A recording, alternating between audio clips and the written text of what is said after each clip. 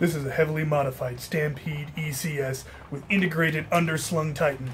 It has redundant backup power, LED power voltage indicator, ammo counter, night vision scope, internal UV LED for lighting up glow-in-the-dark rounds, flashlight laser sight combination, chainsaw bayonet internal pump for the Titan. This is my very favorite blaster. I call it Ire. Shiny. Fanmail! Friday. Questions. Lovely. Huh. Yes, I am wearing my Jane hat. Yes, it makes me happy.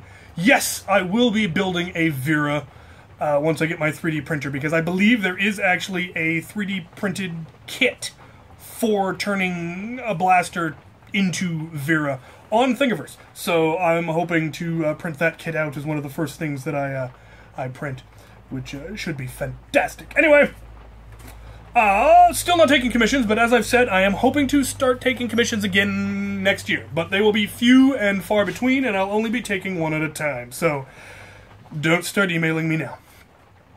The big primary that I have been telling you that I'm going to be building and bringing you for probably a year now is finally done.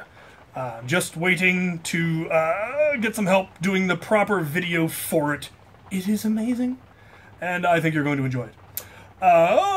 Further details on what I'm going to be doing with my channel next year. I have all sorts of plans, things I want to do, changes I want to make. I'll be going over all of that in a video on New Year's Day, which will include a tour of my reorganized shop, which should be fun. On to the questions. KL1104. What is your favorite band from any genre or time? I think I've been asked this before, and I don't have one. There's never been any one band that jumped out at me and I loved it and listened to all their stuff and bought all their albums. Have never actually done that. I have very eclectic music tastes. My playlists usually range everywhere from Tchaikovsky to Rob Zombie, back to Mozart, back to Smash Mouth. Who knows what you'll find. Generally, I like music that I can dance to, because I really, really like dancing. And unfortunately haven't had found a dance partner since I moved here, which is tragic. But hopefully, someday, I'll have a new dance partner. Liam Bolton. Could you modify the FDL2 to be shoulder-mounted?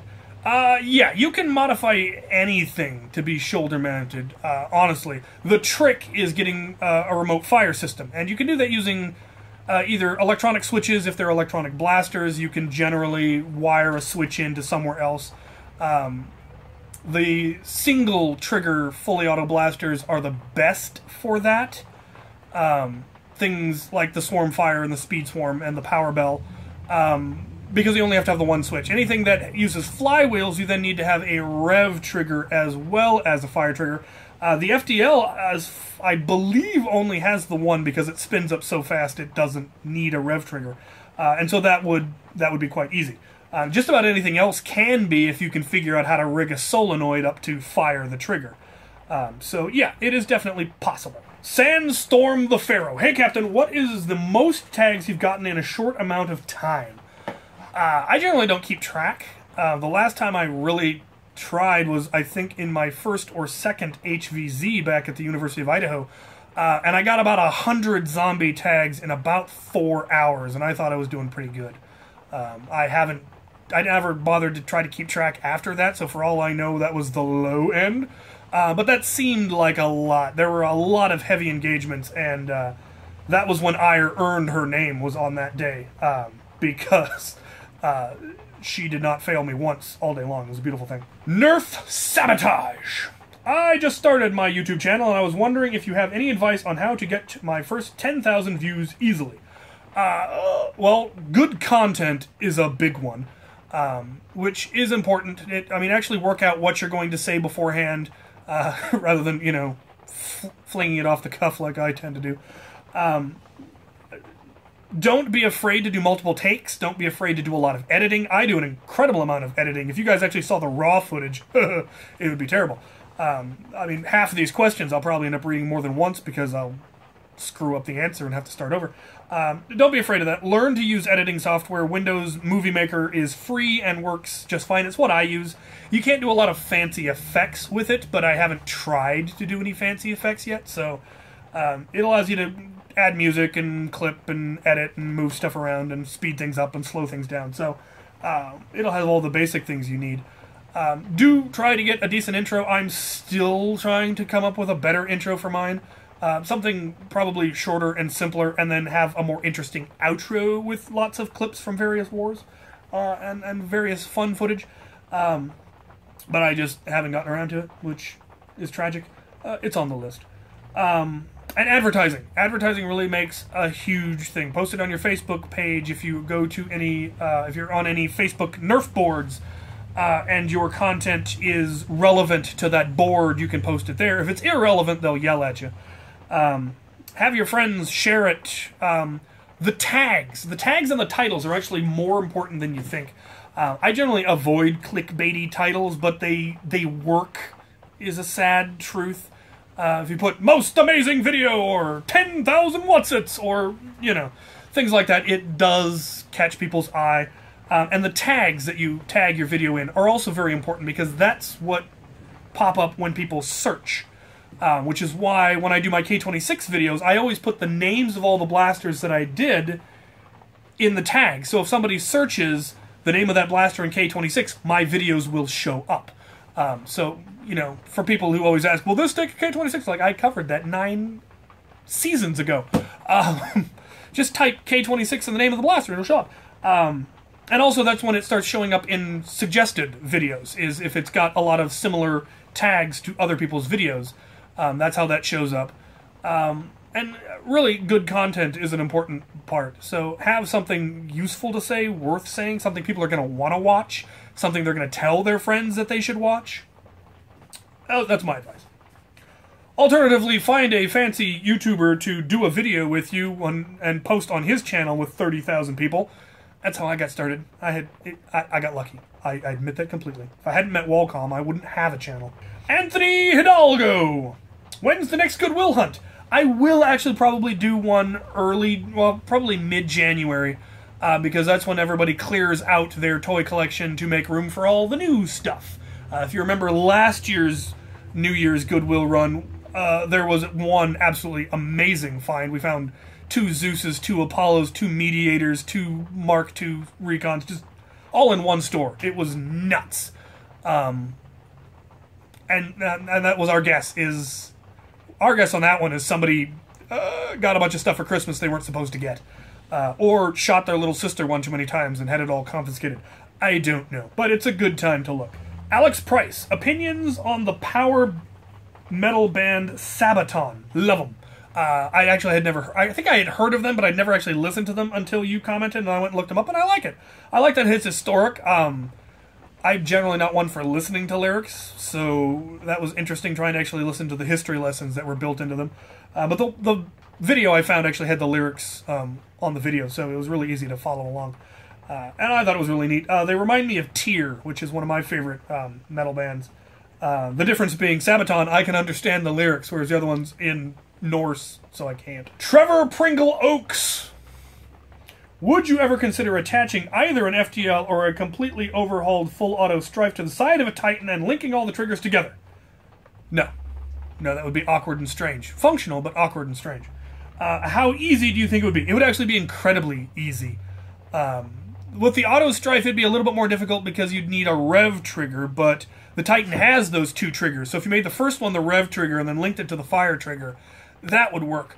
Alternatively, if you're talking about attaching it to the side where the Scout attaches, you could put a switch where the Scout has its switch, or it has that secondary firing button, so that the button on the side of the Titan would fire the blaster attached to it. And it wouldn't be difficult at all. It would just be a matter of wiring things up. Lucas Williams.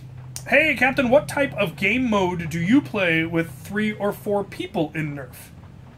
I don't often play with 3 or 4 people in Nerf. I think I went to a birthday party where we played with 6. And as with any small group, and actually we do it with our large groups, Don't do elimination rounds. Do things that have a win event, an objective. So capture the flag, or HVZ, or MacGuffin gathering stuff. Something where everyone has infinite lives. They just have to go respawn, and then you can set the respawn timer depending on how many people you have. If you don't have a lot of people, a shorter respawn timer. If you got lots, crank it up to 30 or something. But something where everyone is continually in play. Things where people get eliminated results in one person getting shot 5 seconds in and then having to sit out the whole round, and that's just not fun for anybody. You can do ones where if you get shot, you switch sides. That's kind of fun, and you go until everybody's on one side. We did that in a battle, where every time you shot somebody, they joined your team, and then anybody killed by somebody on your team joined your team. If you got killed, then everyone was released. A little bit harder with fewer people, but capture the flag definitely works. We do one where there's a big bucket of balls in the middle of the battlefield, and you're trying to collect the balls. You can only collect one at a time, and then you take it back to your base, you put it in your bucket, and then when all the balls are gone, that ends the round, and then you count up all the balls to see who has the most. That would work with that few of people. Again, you can do Titan Ball, things like that.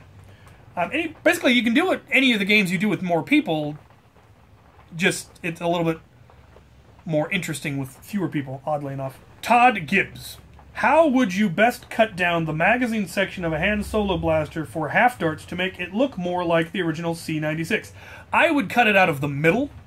I would take a section out of the middle to bring the two sides together. That way you still have the nice look of the two ends, as it were. And I think the middle is fairly uniform. So you should be able to just cut it. I don't have one anymore, so I can't take a look at it. But I imagine, yeah, cutting it out of the center and then gluing the two sides together and maybe putting in some shims or something. Austin Sternberg. Is it possible to create a fake flare gun made with a snapshot? No, absolutely not. Absolutely impossible. We've got spaceships, and we've got space stations, and we've got cars that can drive themselves, and they've recently come up with robots that can do somersaults. But gluing a bit of ABS pipe to a Nerf gun to make it look like a flare gun, absolutely impossible. Couldn't be done. Don't know why you even asked. Haha! Ah! Missed. Sidewinder Llama. A few friends and I are wanting to start a Nerf club in our local community for younger children. 8 to 12 years old to start with, and was wondering what blasters and game types are easiest to explain. We have a small indoor space possible lined up, and big enough for 20 to 30 kids. 20 to 30 kids, that's not so small, really. Revolvers is where I would start. I used to run Nerf wars just like this. We had 30 to 40 kids usually at a big park with a big wooden castle on it. Castle Park. It was fantastic. I quickly realized that trying to use anything that takes a magazine was just a bad idea, because the kids had issues with them. They'd load the wrong darts in, they'd load them backwards. At the end of it, pretty much all of my magazine guns would be jammed or broken in some manner, and I'd have to fix them. So that's why I have an enormous bin of Mavericks, honestly. Though I probably upgrade that to an enormous bin of strong arms, because I'm starting to see more strong arms in Goodwill than Mavericks, but they tend to charge a little bit more for them, $5 instead of $2. But what I am hoping to start my own Nerf war for the small children next year, and yeah, revolvers, hammer shots, sweet victories, or AR blasters would also be anything that's multiple ARs, just so that it's easy to load and doesn't break or fail as easily. I also always let the children bring their own blasters, because they're generally familiar with their own blasters, so if they bring them from home, I do recommend that they mark it in some manner, and I also tell them not to bring their own darts. I would recommend providing the darts. That way you're not worried about who's getting whose darts at the end. Just, splurge $23 on Lytake or NF Strike and get 1,000 darts, and you'll be good for a while. Or you can take donations. That's another option, is, ask people to donate and then use that to buy actual Nerf darts. They're $20 for 75 instead of $20 for 1,000, so, it's definitely more economical to buy off-brand. And the AccuFakes will work in just about anything and are safe. So, for game types, the one that we played the most often was actually HVZ, because it's very simple to explain. And even in a closed area, you basically say, okay, touch this to respawn when you're a zombie. And it's another game where people are not eliminated. In the end, everybody is eventually a zombie, and thus everybody wins, technically. And we always made it to the last 2 or 3 people to get tagged become the first zombies. That way, the really good players, you know, are still the ones who end up alternating in. And it's just a really easy way to choose. Last 2 humans are the first 2 zombies. Very simple. And it's a lot of fun. And it's also one where having limited blasters is actually an advantage. If too many people have really, really good blasters, then the game takes too long. But if everybody has Mavericks or strong arms and you're not allowed to reuse ammunition, things get desperate real quick. And it makes for a really fun game for the little kids. Things like Capture the Flag, or Capture the Flag is probably, honestly, a little complicated. And tends to get a little bit messy. Something like Capture the Balls would actually probably work fairly well. Definitely avoid anything that involves kids getting eliminated and having to sit out till the end of the round. Never do that with small children. It just will not work out. Billy the Squid Beyblade. With a long enough pusher, could you make a Strife shoot Steffens? The issue really isn't necessarily the length, it's the travel. It needs to push far enough. And if you have one of the magazines, the newer Half Dart magazines, where it's the same size as a regular magazine, but the darts are a little bit further forward, then yeah, you could make the pusher longer and it would probably be able to push it in. It would no longer work with regular darts, though. That's really the issue. It's going to be one or the other if you modify the pusher arm. Unless you can find some way to make the travel on the push farther, you're going to have troubles with that. I think the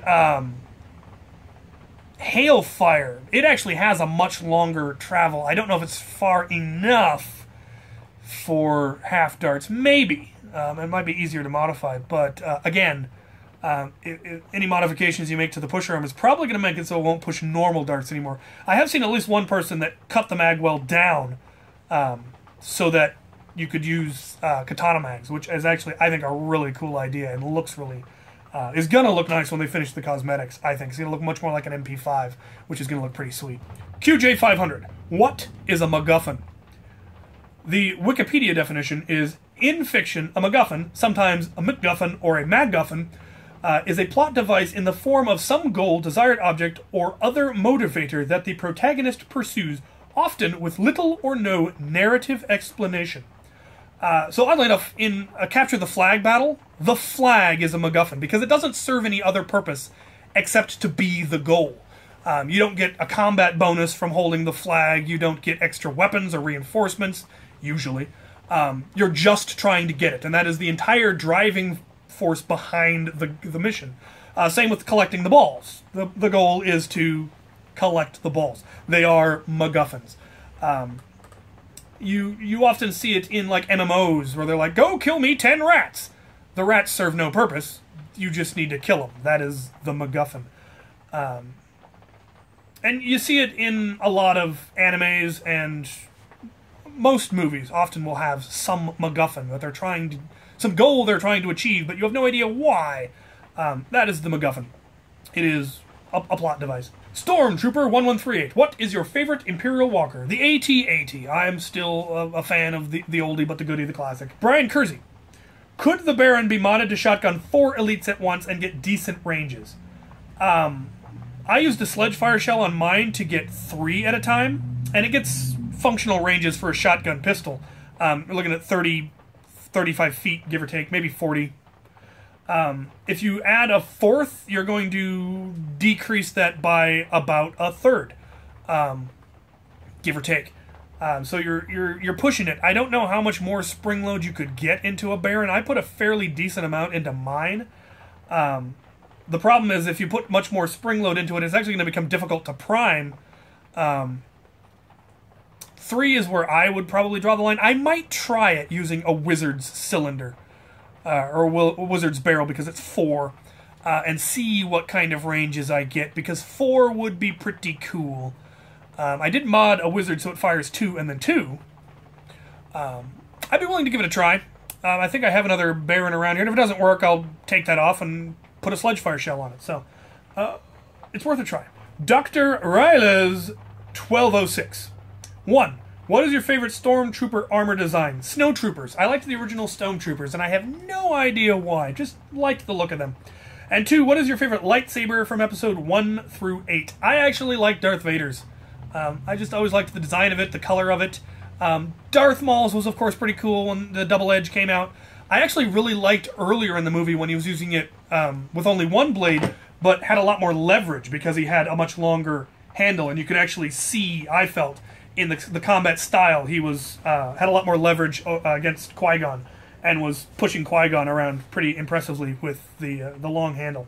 8.no. Which would you rather have? A Lanard Big Salvo or an HPA Stampede? Big Salvo, absolutely. HPA Stampede, I don't know.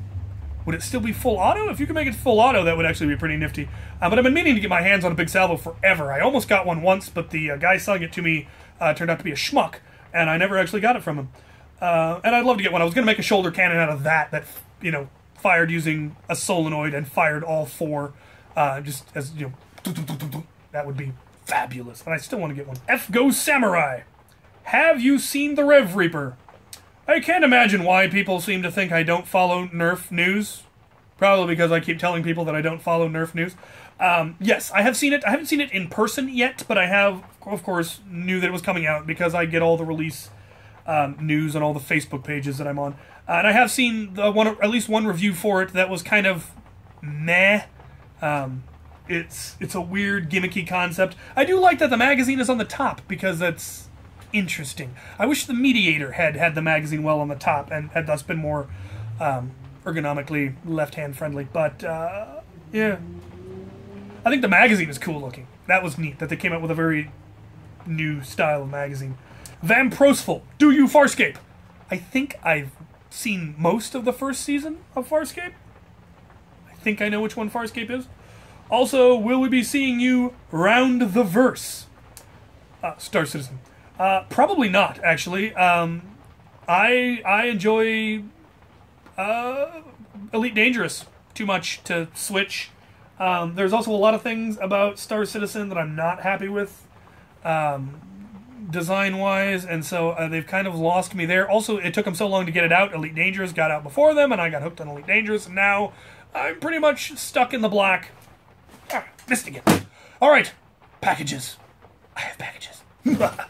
Alright, I have 3 packages, no letters. One of them, I'm pretty sure I know what it is. One, I have a guess. And one, I haven't the foggiest idea. So we're going to start with the one that I'm pretty sure I know what it is. I believe this is another review package from Lytate. Sure enough, they have sent me all of the flash suppressors in all of the land. They're all the same one, as far as I can tell. Why they would send me 5 of the same one instead of 5 different ones, I guess they want me to dole them out. I will have to find some way. Or just put them on everything. I could do that. I've got a couple of blasters I could put one of these on. Downside is, of course, they are all black and therefore scary.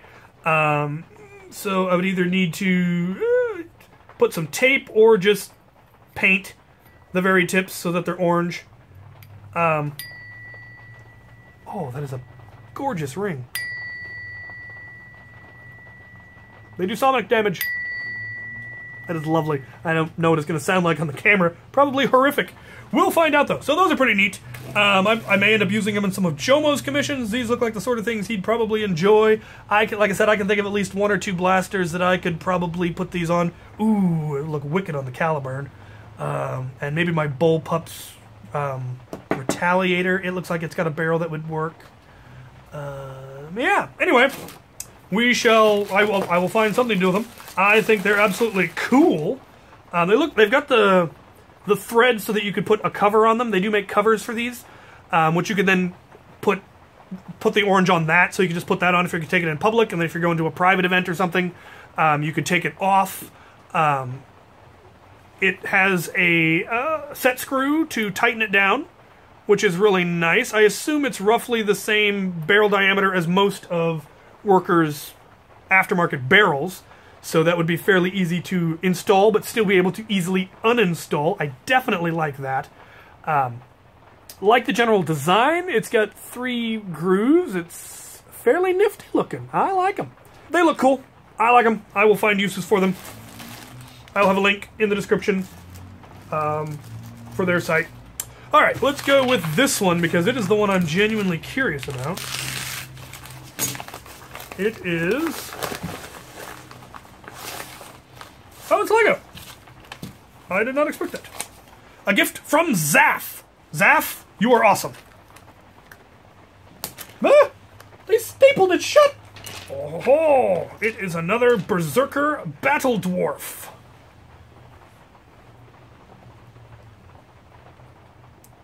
I've got a couple of these now, and I absolutely love the look of them.